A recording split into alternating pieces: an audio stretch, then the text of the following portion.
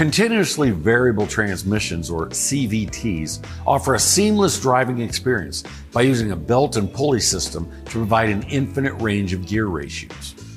Unlike traditional automatic transmissions that have a fixed number of gear ratios, CVTs can adjust to any situation without the noticeable gear shifts, allowing the engine to operate at its most efficient RPM for a range of vehicle speeds.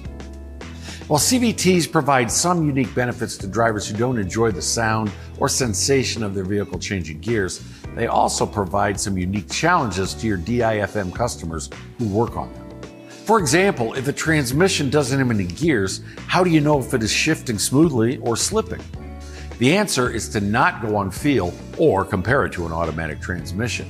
The secret is for the technician to trust their scan tool more than the test drive. A CVT transmission has a multitude of sensors inside and on the case.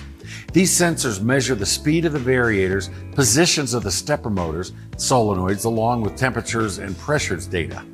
The control system works hand in hand with the engine control module to ensure the gear ratio is correct for the load and speed.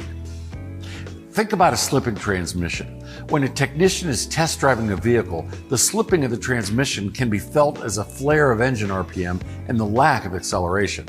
So, how does the transmission control module sense slipping of a CVT transmission?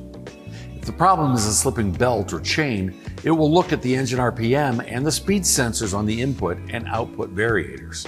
The transmission control module knows the commanded position of the variators.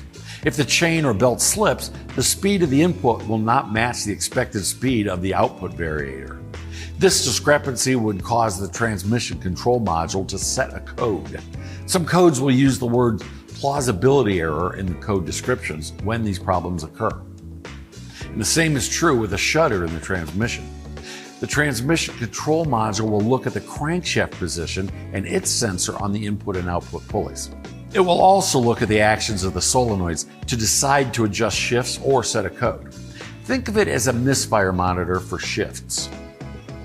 Plausibility error codes can also be set if the forward or reverse clutches do not perform as expected. The torque converter lockup clutch can also set plausibility codes. Plausibility codes can be a sudden engagement of the clutches because there are multiple sensors that detect the rotational speeds of the inputs and outputs. As for codes, a technician will notice that sequence of letters and numbers start with P, indicating a powertrain code, and have a 1 or 2 or other numbers next.